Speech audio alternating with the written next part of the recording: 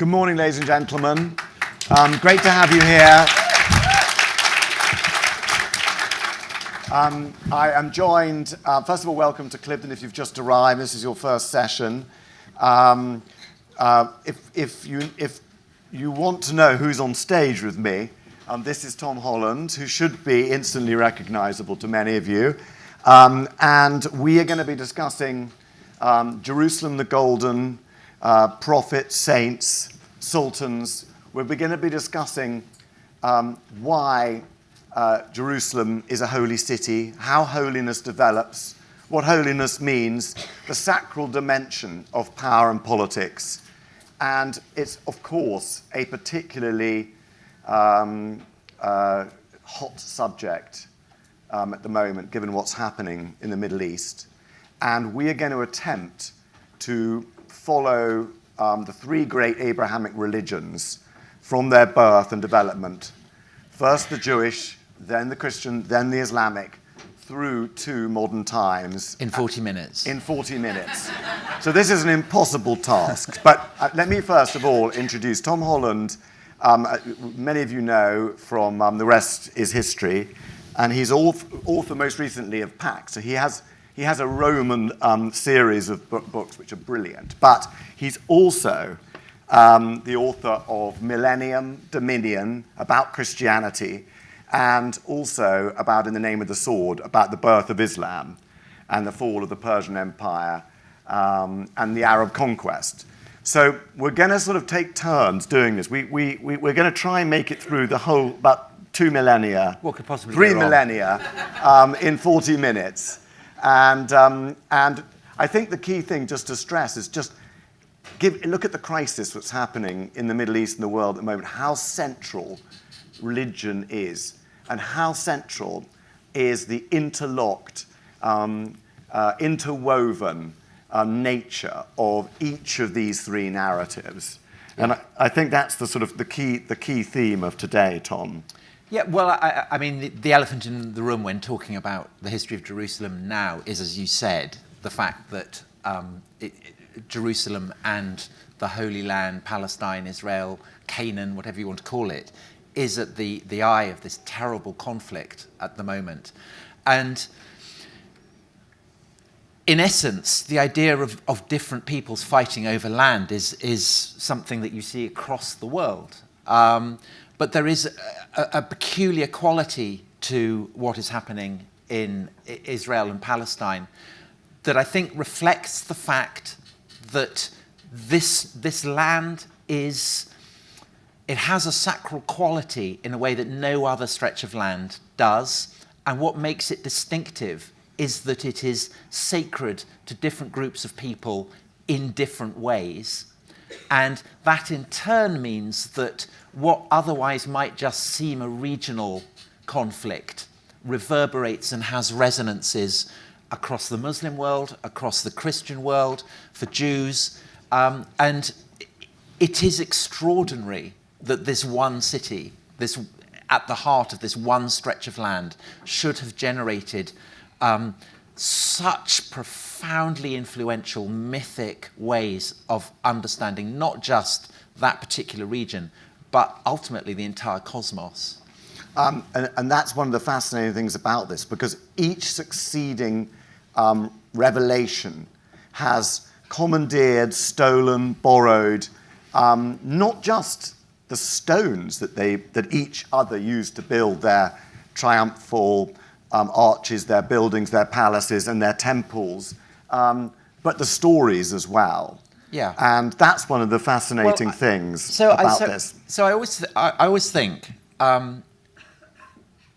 if you think of the Boney M by the Rivers of Babylon, adaptation of Psalm 137, and it is being sung by exiles who have been taken from the smouldering ruins of their city, Jerusalem, to Babylon. And what is striking about that isn't just that these groups of people are mourning the city that they have lost, but that we can still read them today in the present. Because in antiquity, in the ancient Near East, cities were being leveled all the time and peoples were being transplanted. So that the 10 tribes of Israel had been taken a few decades before the sack of Jerusalem by the Babylonians in, what is it, 586? 586. Yeah, we've got Lloyd Llewellyn in the front, so he's confirming that. Or when the Persians go to Greece and they sack Eretria and they take the Eretrians and they vanish as well. The extraordinary thing is that the Judean elites, the people from Judah, they preserve their identity and transmit them in a way that we can read them today. And that must be due, I think, fundamentally to two things that make them distinctive. One is the intensity of their association with the land that they belong to, and particularly the city that has been sacked, with Jerusalem, with Zion. But also the fact that this attachment to the land and to the city is expressed in scriptures that have a heft that are entirely exceptional and unique. And I think that's the fascinating thing, is like people often say, why did Jerusalem become a city that exists in all of our minds to this day? And it exists in the minds of people who have concepts of what Jerusalem is and should be, people who've never been there, people from thousands of miles away. And one of the themes of the history of Jerusalem is the amount of political decisions made by people who'd never been there, and yet had a distinct concept of what Jerusalem should become, how it should look even. Just a sort of small note on that is like, in the 15th century or 14th century, after the Crusades, every village church in Britain had a Jerusalem chamber with pictures of what Jerusalem should look like. And bizarrely, that has continued all the way through our history, leading to interventions into Jerusalem. And when Lloyd George in 1917 was about to take Jerusalem, he said, I want it to be a Christmas present for the British nation. He said, I'm more familiar with many of the names of the places in the Holy Land than I am of the battlefields of the Somme, where the British Army was actually fighting at that time. And so what this tells you is one of the explanations why Jerusalem and the Holy Land, Holy City and Holy Land, matter so much, even today in a secular era when people hardly read the Bible. And even the most progressive people who are now pontificating on one side or the other about the conflict in the Middle East would be very shocked if you told them that their attitudes are actually the result of a deep, deep presence in the Western mind of a colonial, crusading, imperial history which connects them directly to the importance of Jerusalem in world history and Western life. Well, I think that the salient fact about Jerusalem and the people who look to it in antiquity, and this has a massive influence on the way that we understand the situation now, is that it is, relatively speaking, to the great powers a minnow. That's why the Babylonians are able to sack it, and it's why in due course the Romans are able to sack it. Jerusalem is, it's a significant place, but it's not the capital of a great empire. It has no strategic value ever. But what you get in the Hebrew scriptures, and then of course in the New Testament as well, is a notion that there is a sense of election about Jerusalem that transcends the earthly greatness of imperial capitals like Babylon or Rome. And that in the long run, as it said in the Gospels, the last shall be first, that God will look favorably on those who are weak. David, the boy with the slingshot, will end up defeating Goliath. And that notion that greatness in a way is not a marker of election. It's a very, very kind of countercultural, radical notion. That's right. And it's one that certainly Jews have inherited and Christians have inherited. The notion that, in a sense, to be weak, to be the guy who has the sand kicked in your face, is a marker of your election. This means that in the current conflict, there is, in a sense, an argument that is being projected, certainly in the Western world, about who is David and who is Goliath. And it will depend on your perspective. Because if you are in Gaza and the IDF are smashing up your homes and demolishing everything that had made your life viable, I don't think there's any question who Goliath is. But equally, if you're an Israeli being surrounded by powers that want to destroy you, then you are perfectly entitled to feel that you are David. But what's fascinating is that the argument is over who is the small shepherd boy. People want to identify with the shepherd boy and not with the guy in the armour. And that's such a strong strain in both the Old and New Testaments.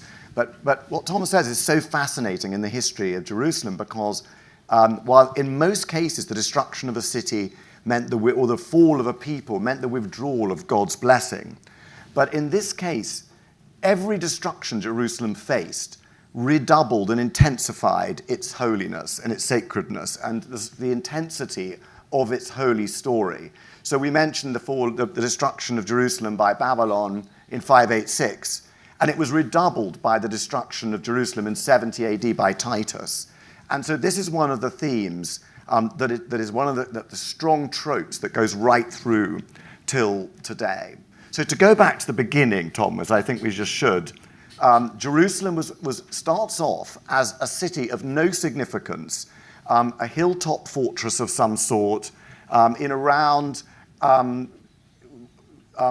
by small Canaanite kings who are mentioned in Egyptian records, and they're called Jebusites at one point. The city is called Jebus at some point in the Bible, and at some point there's a spring, there's a hill, and at some point this becomes a place where people pray.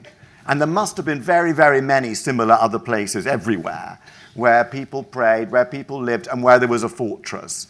There was often a spring at these places. Now, at some point, a political decision in the Bible, it says King David, who had started as the boy with the sling, who killed the Philistine champion Goliath, at some point, he decides that this is going to be the capital of whatever kingdom he has. The Bible claims it's a sort of massive mini empire.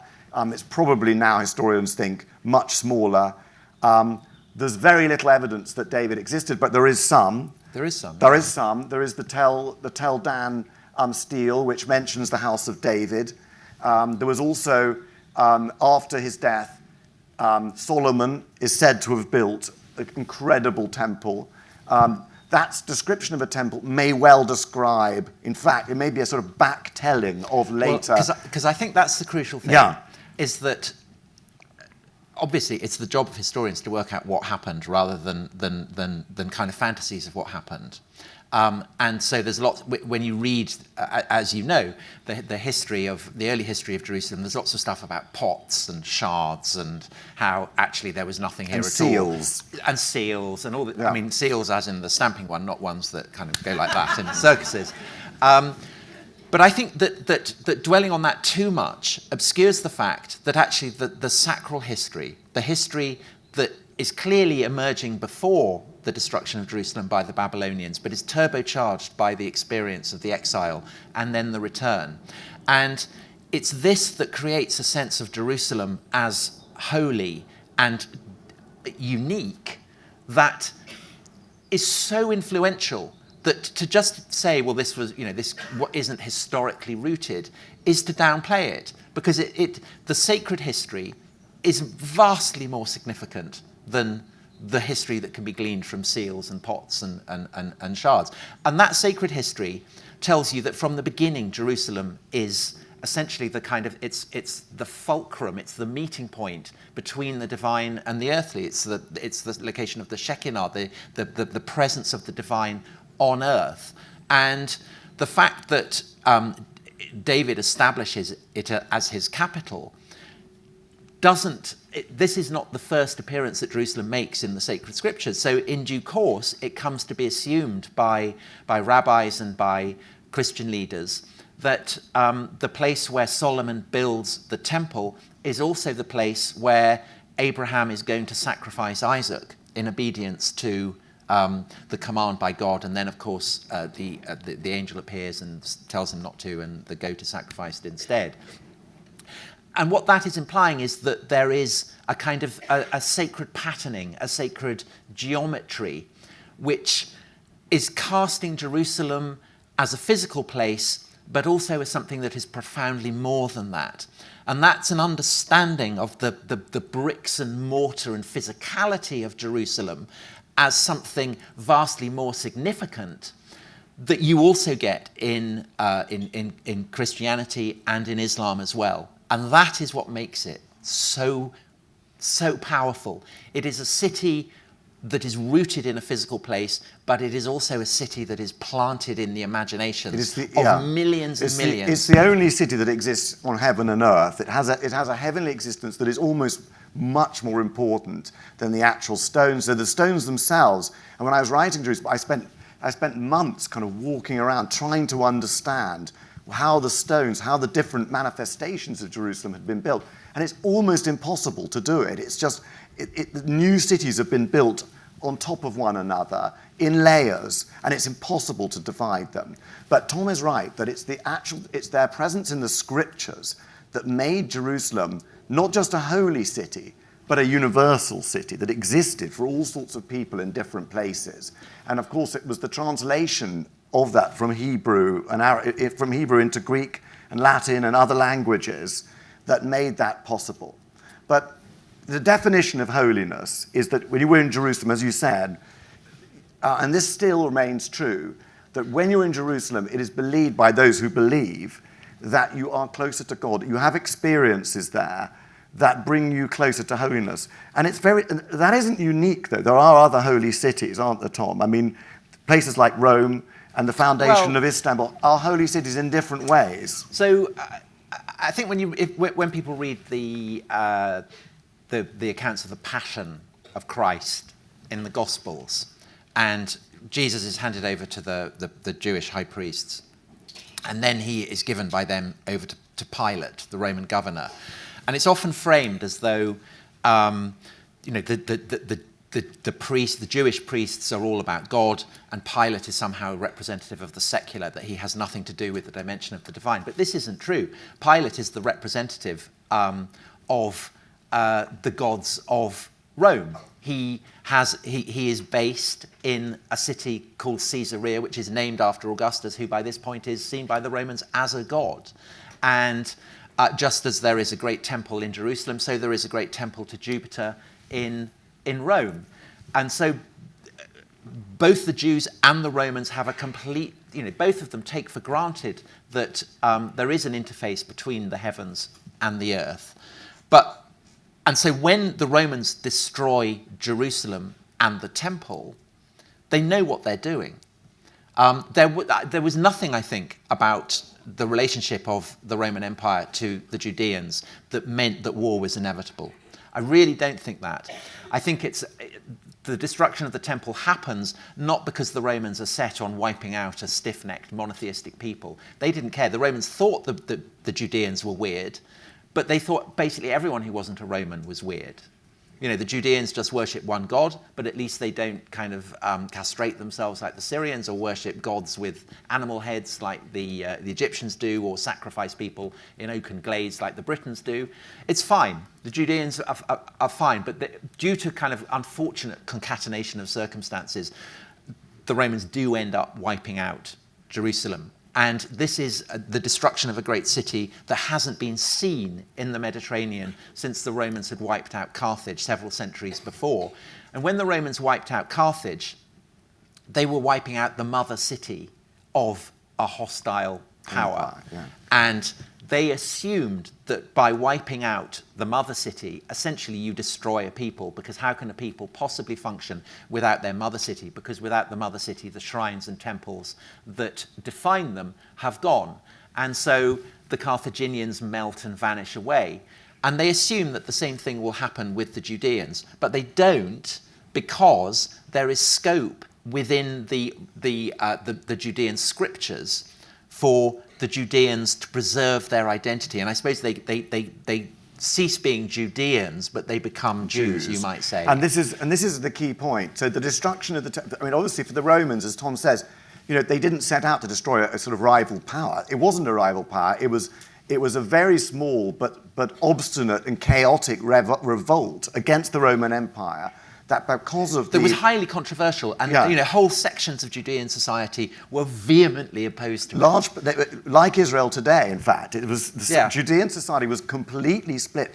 Large parts of the Judean nation, personified by King Herod Agrippa II, who was a sort of pro-Roman Jew who mixed the identities of being sort of a Hellenistic Roman gentleman, aristocrat, and a Judean. Yeah, and there's a Judean princess, Berenice, who is literally sleeping with the enemy. Yes. She's literally Titus's girlfriend. Yeah. And I don't know if any of you have seen the new series on TV. Have you seen it? I haven't, no. For those about to die. This is Anthony Hopkins. Yes, for those he's Vespasian, dies very quickly at the beginning, but they couldn't afford him. With his famous joke, I think I'm about to become a god. Yeah. But Berenice is in there, the Judean princess, and she was actually she was the mistress. She was known as the Jewish Cleopatra, and she was the mistress of Titus as conqueror of Jerusalem and as emperor. And it's a fascinating thing because she was in Titus's bed as he destroyed the city built by her great-grandfather, Herod the Great, who had built the temple. And so in the wake of that destruction, there are Judeans who hope that in due course the Romans will allow them to rebuild the city. And as long as, so Titus is the son of Vespasian, Anthony Hopkins, and he is then succeeded by his younger brother Domitian, and as a family, because they've come to power in the wake of a civil war, the fact that they have been responsible for putting down this Judean revolt and destroying Jerusalem is their calling card. So as long as they are in power, there's no real prospect of the imperial centre allowing Jerusalem to be rebuilt. But once Domitian he gets assassinated, and the Flavians become extinct as a dynasty, and so the Judeans legitimately hope they may be allowed to rebuild their city. But Hadrian puts the kibosh on that. Again, not, I think, because he is vehemently ideologically opposed to monotheism or anything like that. He establishes a colony, a colonia, which means basically a transplantation of Rome on the site of Jerusalem, because he thinks it will foster good community relations and it will encourage the people of Judea to become more Roman. And of course, this is a disastrous miscalculation, but I think it's done for understandable reasons. But it precipitates this terrible revolt, and the revolt breaks out. It turns out that there's been this ever since the sack of Jerusalem by Titus, there's been this smouldering insurgency. The Judeans are resentful of what has happened. They have been storing weapons, Simon. They've been digging tunnels, long networks of tunnels, where the occupying Roman forces can't find them. And they launch spectacular atrocities, which then generates a full-scale war, because of course the Romans are not going to tolerate this, and so they just march in and absolutely pulverize what had been Judea, to the extent that by the end of the war, Judea no longer exists, and it is given the name by Hadrian of Syria Palestina, and from that point on, what had been Judea is Palestine.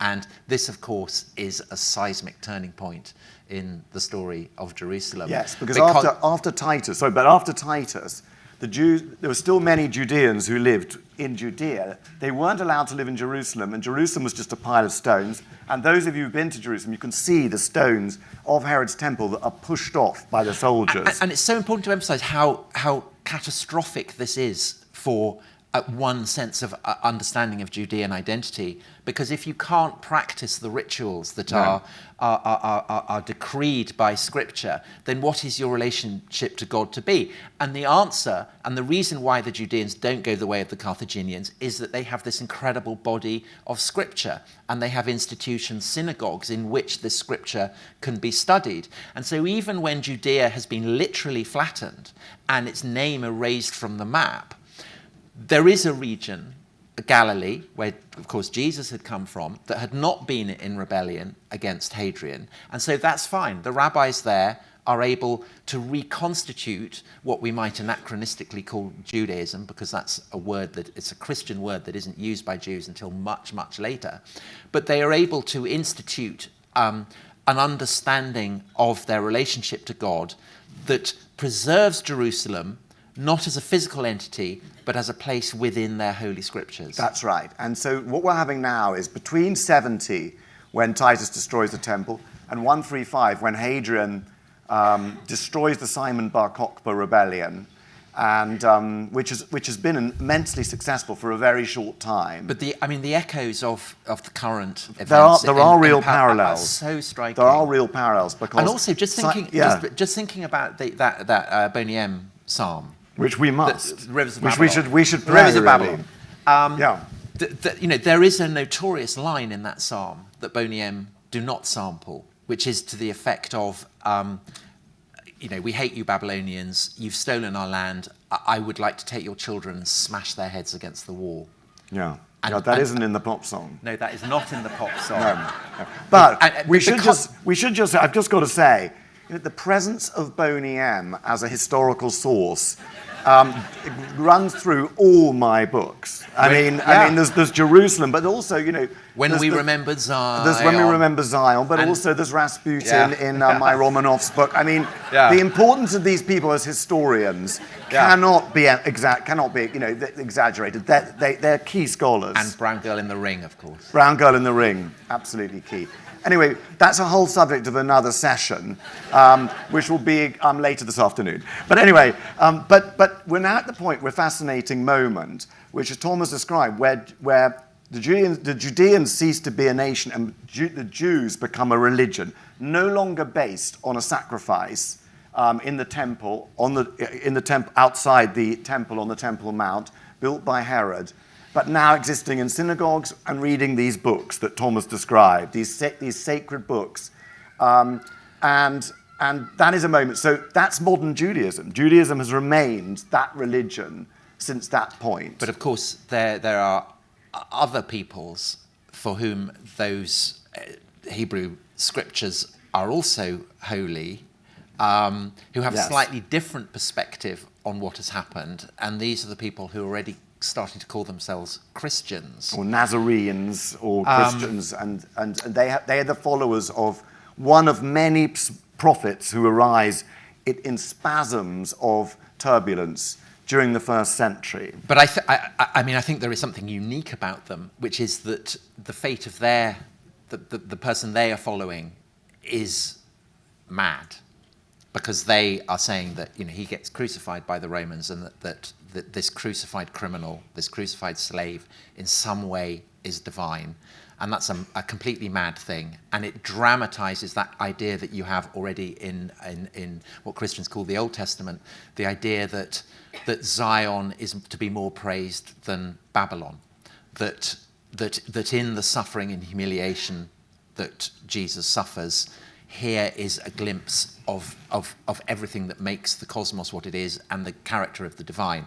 And this has obvious implications for the status of Jerusalem, because what Christians are preaching is for Jews, yes, but for Greeks as well. Yes. It's a universal gospel, a universal proclamation of good news. And inevitably, in that context, Jerusalem becomes less significant. And also because Christians are preaching a new covenant in which the old demands of sacrifice are no longer necessary.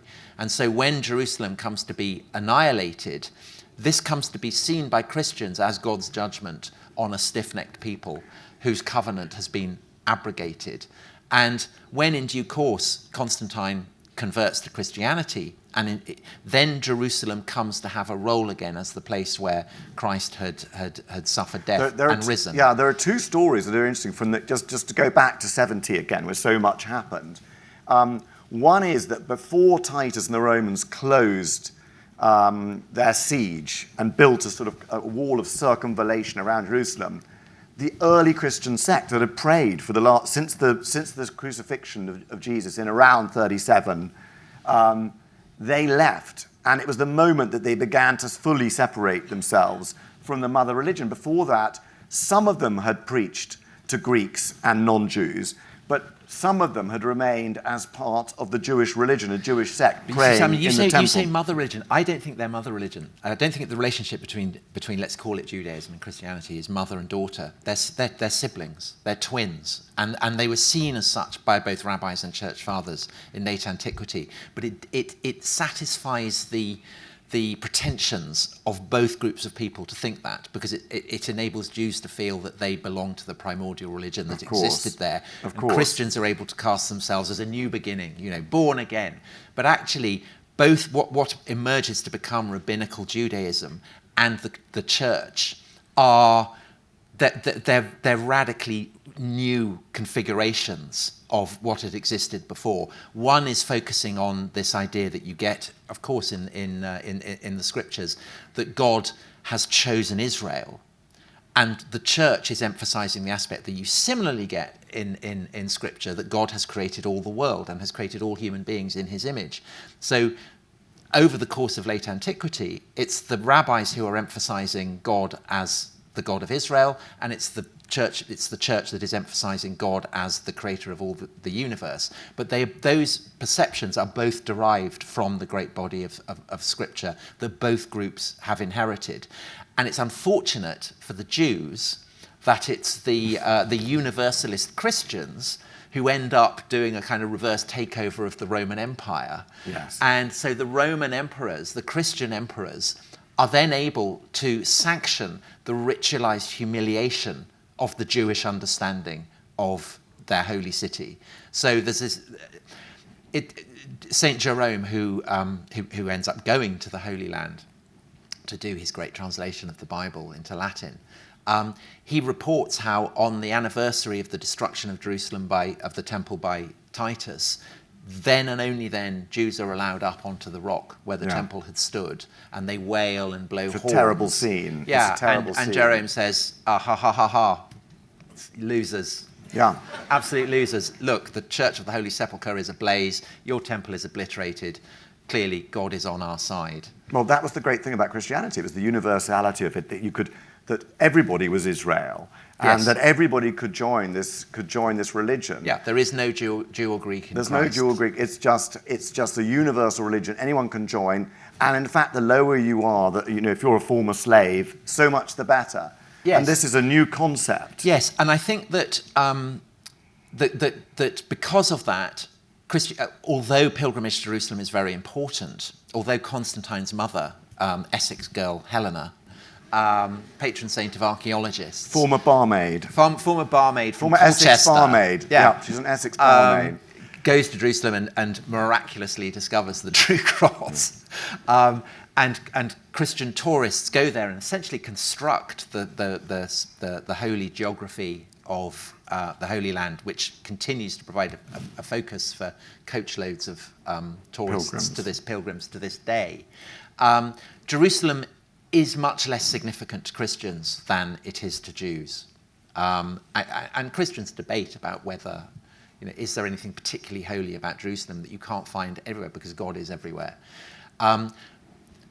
And so that sets up a tension between the different ways in explicating this great inheritance of Scripture. And over the course of late antiquity, the two groups become more and more separated. And whereas before there had been kind of crossover, Paul was a Judean. Called Saul. There are Christian church fathers. So Origen, the great church father, is taught by a Jew. There are kind of crossovers, but certainly by the 7th century, the no man's land between the church and the rabbis is pretty much impermeable. But there is scope, as it turns out, for these two different ways of understanding God and God's purpose to be integrated and to create perhaps a wholly new way of understanding what God's purposes are. And this is the cultural phenomenon that today we would call Islam. Because I think Islam, it takes the kind of the ethnic basis of God's favoritism, God's choice, which you get with Judaism, and it transmits it to the Arabs, because the Arabs uniquely among the peoples of antiquity can claim a descent from Abraham, because Abraham is the father of Isaac, who is his legitimate son, but he has also taken to bed a slave girl, Hagar, who has a son, Ishmael, who then goes out into the wilderness beyond what will become Palestine, and gives birth to the line that will become the Arabs. And so that there is no other ancient people that can kind of integrate themselves into the holy narratives of Scripture. So they've got that. But equally, the way that the Quran presents itself and the way that it comes to be understood, and Muhammad's mission comes to be understood in the centuries that follow his life, Muslims are able to simultaneously emphasize their universal mission. And that obviously is an inheritance from Christianity. So it's a genius fusion of those two traditions. But it's made possible by the fact that the Prophet Muhammad knows the scriptures of both religions, both the Old and New, almost certainly. And there is, this is what we're going to come to in a second. It's very Tom is very controversial here. So let's come to that in a second. I'm going to ask you this in a second. But certainly the early, whatever their knowledge, they assigned, or it seems that they assigned some holiness to Jerusalem. Absolutely. And they believed that the hour, what they said, the hour is close. The hour is close, the hour being the apocalypse. And the ultimate manifestation of the holiness of a holy city is the belief that this is the location where the end days, the apocalypse, the hour will come. Yeah. And that is still believed by many people. It is the basis for one of the bases for the holiness now of Jerusalem. And of course, just to go back one step, so the Christians have now reformed and remodeled Jerusalem to fit their sacred geography. It's a Christian city. It's now a Christian city. They even build probably a Byzantine church on the Temple Mount, though we're not 100% certain about that. I think probably not. Because I think the emptiness. Yeah, they love the emptiness. Because they put a rubbish tip there.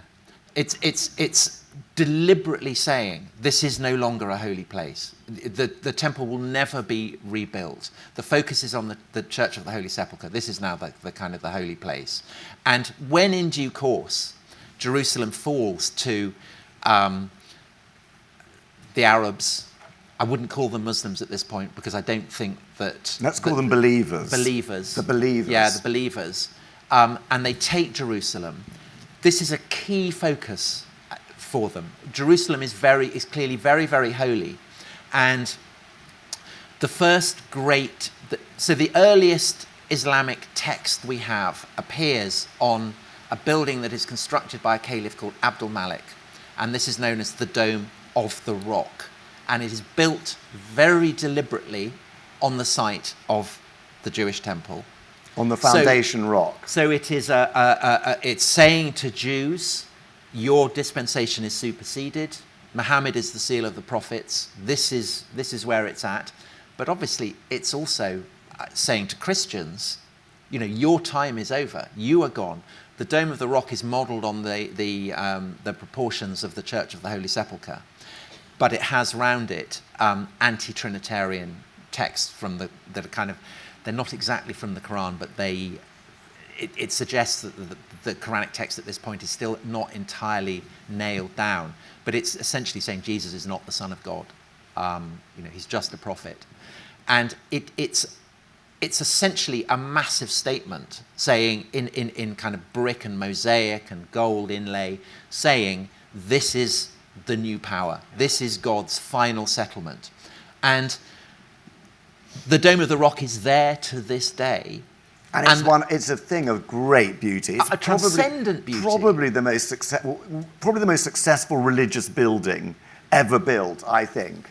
And Tom's absolutely right. I mean, it's a sort of it's built specifically to rival the Church of the Holy Sepulchre, which is clearly visible from the Temple Mount. Yeah. But it's also there's also other things happening in the Arab world at that time. There's a huge civil war, and Abdul Malik has lost Mecca temporarily when he's building it, so that he wants to build a rival sort of mega Islamic shrine, if it is Islamic, if it can be called Islamic at that stage.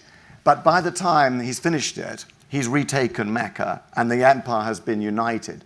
And he is the caliph who brings in the fact that Arabic is to be spoken as the language of government. Because it's a sacred language. Because it's a sacred how God language. had spoken he to is the the real creator of an Arab empire and the beginning of what we would now call Islam. Well, I think he's kind of St. Paul and Constantine rolled into one. That's right. But I think that the issue of the relationship of Jerusalem to Mecca is unbelievably complicated because it's not absolutely clear where Mecca is at this point. And when I say Mecca, let's say the holy shrine that is mentioned in the Quran, which is not specifically named as Mecca, there is clearly a holy sanctuary somewhere in the regions that are associated with the Arabs, and that is holy, and that has come into the possession of Abdul Malik's rival. But Abdul Malik has Jerusalem, and I think that there is a case for saying that in these early decades, and particularly under the Umayyads, who are a Syrian dynasty, so have a particular stake in this region of the world, that Jerusalem is at least as holy as whatever Mecca is or what Mecca will become. And it's really, it's a process of maybe a century and a half before Mecca and Medina become definitively enshrined as the two holiest places. And that then means that actually the role of Jerusalem is left slightly ambivalent because it's kind of been superseded. And so Muslim tradition then starts fabricating kind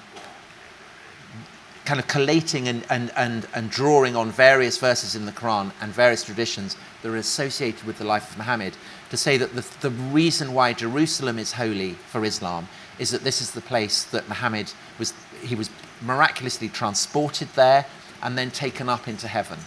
And this is why Jerusalem the heavens is have holy. answered. Absolutely. Yeah. But I don't think that is the reason initially why Jerusalem is holy to the Arabs.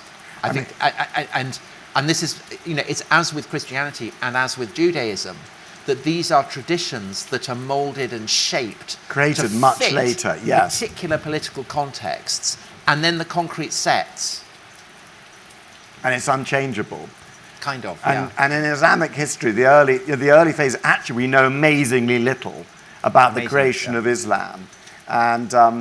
And much of it remains mysterious. Yeah. But we do know that as soon as they arrived in Jerusalem, they started to pray on the Temple Mount and initially created the first mosque that stood in Jerusalem on around where the Al-Aqsa so there's Mosque a Frankish is. pilgrim who goes there and writes about That's it. right. And says, they've put up this slightly jerry-built It was a wooden structure, almost open. And the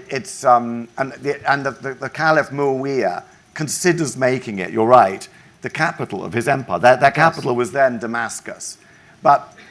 So we've reached the creation of the three Abrahamic religions and Jerusalem's importance in it. I remember once we making a documentary about which culminated in the Dome of the Rock, and we went inside the Dome of the Rock. It was an incredible experience. But we talked to a very committed Zionist, and I use the word, Zion is Jerusalem, as in Boney M, those great prophets. And we were on the Mount of Olives looking down at the Dome of the Rock, and he was all in favour of knocking it down and rebuilding the temple. And I said, but wouldn't that create certain problems? And he said, no, because the angels are standing guard on it, and they will ensure that nothing happens. And I said, how do you know that? Yeah. And he said, because as I look down, I can see their wings brushing the holy rock as I speak. And it brought home to me that there are different ways of seeing things that may not be immediately apparent to those without the eyes to see. And the Dome of the Rock, this great sacred, the first great Muslim building on the site that was sanctified by the Christians as proof that the Christian dispensation had superseded what had gone before, on the site where Solomon had built his temple. It's like a palimpsest, and different groups of people identify with different layers in that palimpsest, and it's been fundamental to their identity for thousands of years. And it's unsurprising that any conflict that has this place at its heart, it's not going to be easy to reconcile them. Because each view is completely absolute, and the view of religious, ultra-religious Jews, religious Muslims, religious Christians are completely contradictory. Yeah, so I think of Jerusalem, those extreme challenge. Those kind of visual things where you look and it seems to be a rabbit, but then you look again and it seems to be a duck, and your mind can't keep both of them in your head at the same time. And Jerusalem is a bit like that. But the currency, the strength, the power of Jerusalem, you see it in many ways. Just to jump right ahead to where we are now, since we've reached that point. I mean, it's very significant. For example, the pagers, Israel's pager intelligence coup against Hezbollah. If you read the announcements of the deaths of the Hezbollah fighters, each one says, this fighter was martyred on the road to Jerusalem. And these are people, every single one of those announcements that you see with the pictures where they've been killed, they say that they were killed on the road to Jerusalem, which they mean both symbolically, of course, but literally. They mean that literally.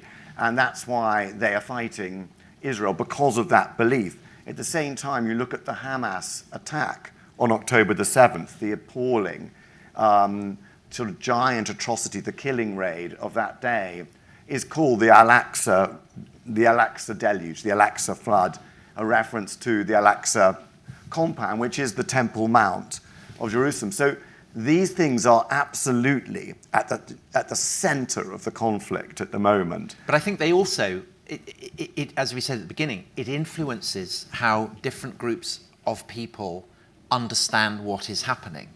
So I always remember there was guidance issued by kind of the Hamas, I suppose, propaganda unit, whatever, kind of media relations unit. And they said they were advising Palestinian activists on social media how they should refer to people who'd been killed by the Israelis. And they said if you were talking to a Muslim, you do as Hezbollah did with the guys blown up by the pagers. You describe them as martyrs. You describe them as people who have died fighting in the cause of God.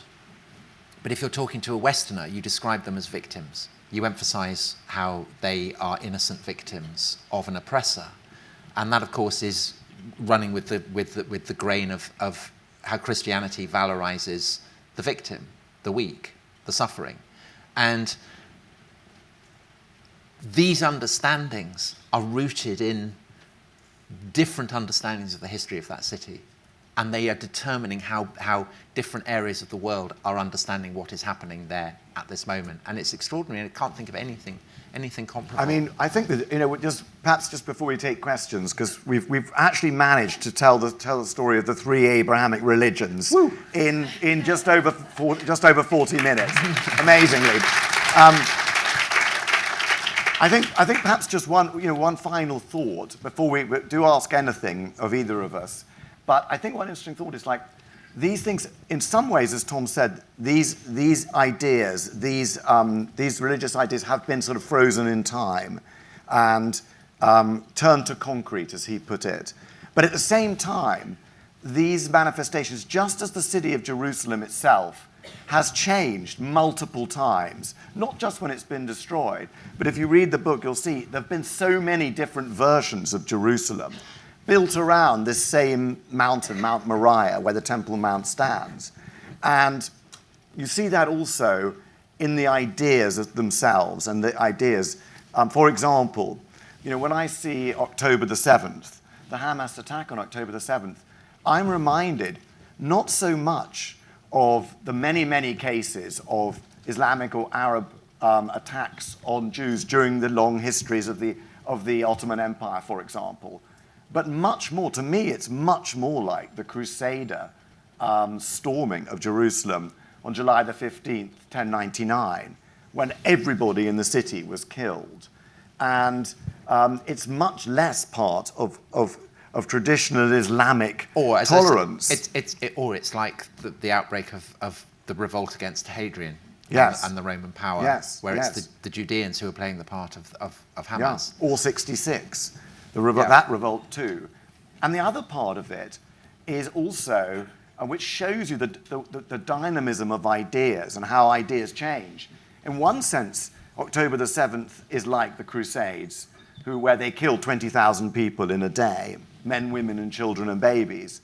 But at the same, and they bathed, it said, their horses in blood up to their bridles.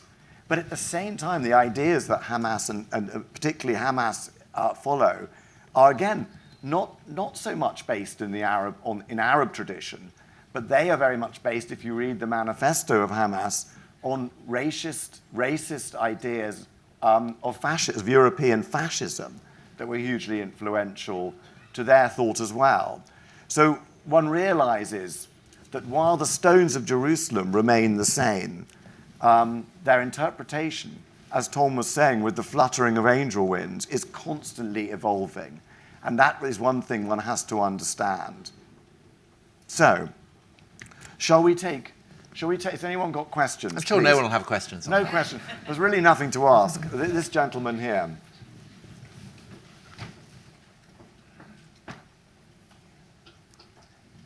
Hello there. Hi there. Thanks for the talk. You touched on it just briefly now, but it was left out of the previous discussion, which was based on earlier stuff. But did you want to talk a bit more about the effect of the Crusades and how that's changed our relationship with Jerusalem? Shall I answer that first? Just to say, quickly, the Crusades are just vastly important. One's got to realize that when Pope Urban summoned the Crusade and adopted the idea of holy war for Christianity, he touched a nerve in people who were living in a medieval Europe. None of these people, of course, had been to the Holy Land, which was then ruled variously by Turkic Atabegs, warlords, and other Islamic powers. And something like 100,000 ordinary people, some of them led by princes, some of them by priests, walked and rode all the way around Europe. Most of them died on the way there.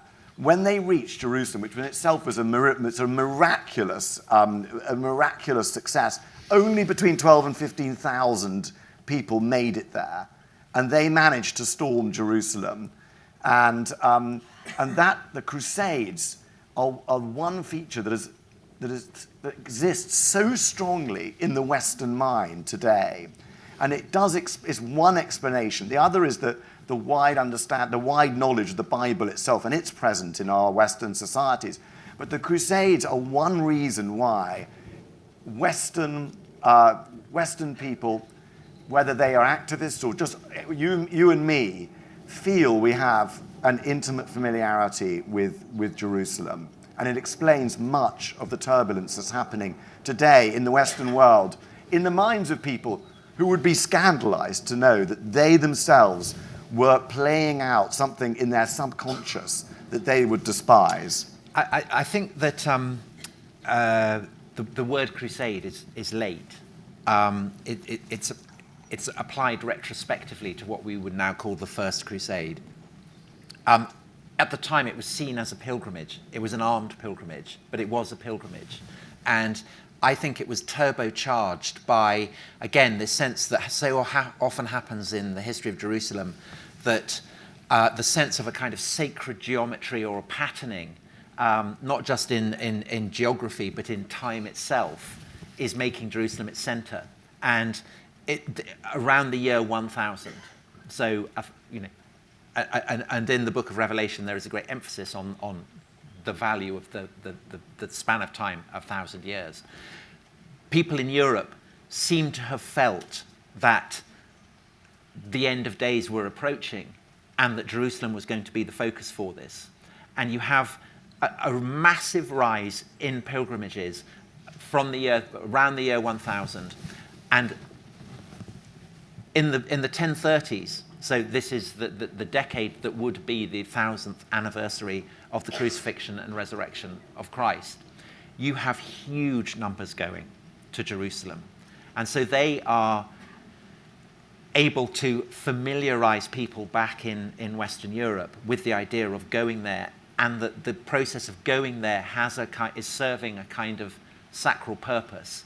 And this fuses with other ideological developments in Latin Christendom that are kind of too complicated to go into at the moment. But essentially, it's the fusion of all these various radical novel ideas that generates the idea of an armed pilgrimage.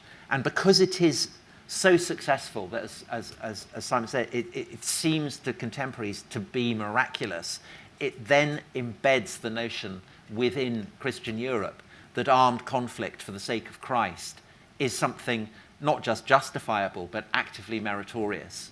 And of course, yes, I mean, it does embed the idea of Jerusalem possibly as even more centrally than it had previously been. But conversely to that, Jerusalem is not the only focus of crusades. So there are crusades in Spain against the Muslim powers, there are crusades against the pagans in the Balkans.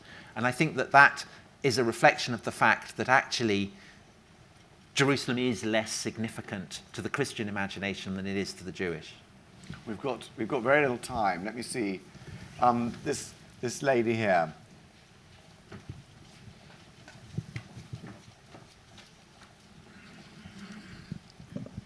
Hi, it's working. Thank you so much for navigating what could be a very thorny set of historical subjects. My question relates to the Great Schism and Exodius departing to Rome to try and prevent the Romans peeling off the story of Christ and perverting it. Do you think that the Great Schism maybe in some way gave rise to the Muslim faith? I know it's not focalized on today's subject, but... Can we answer that very quickly in one sentence?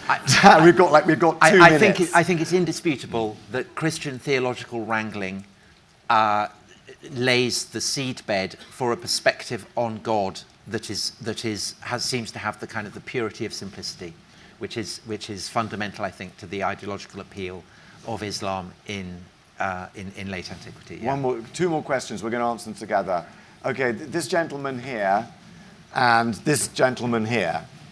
Ask your questions, both of you. They're the last 2 questions. Thanks very much for shedding light on the ancient situation with Jerusalem. But could you also explain the situation of Jerusalem during the Ottoman rule? And what's the other question? Thank you. Despite the history and despite what's going on in the area now, would you like to hypothesize why Jerusalem remains relatively calm at the moment? Why there hasn't been an intifada? And what's your prognosis for the city? God, those are huge questions. I'll leave it to you, Simon. Huge questions. You go for them. No, I'm just going to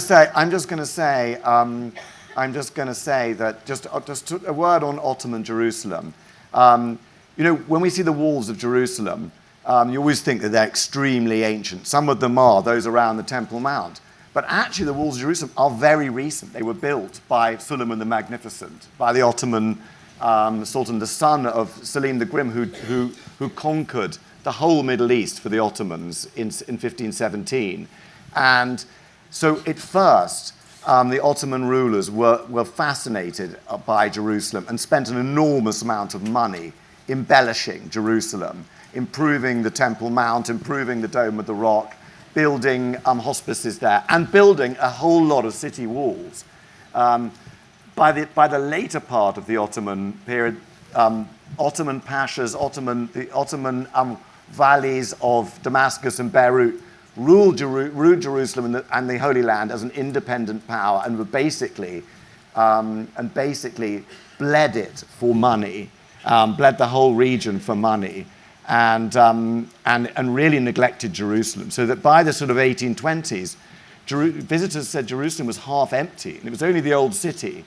And it was really a monumental village with about 2,000 people living in it. Of course, in the late 19th century, it became interesting again for all the reasons that Do we've any talked about. distinguished British Jews go to Jerusalem? A few distinguished British Jews did go to Jerusalem, including Moses Montefiore, my ancestor.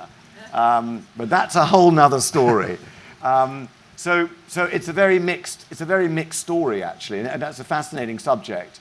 But Ottoman rule wasn't half as tolerant as it's often portrayed. It's a very, very mixed picture. And as for your question, we've literally got 9 seconds. Just to say, 7 now. Just 7. 5. Just to say, I'm not going to be able to answer it, but we live in hope, and I think we can just finish by saying this has been quite a dark picture of a bleak picture of these two religions with incompatible narratives and visions that ignore the other completely.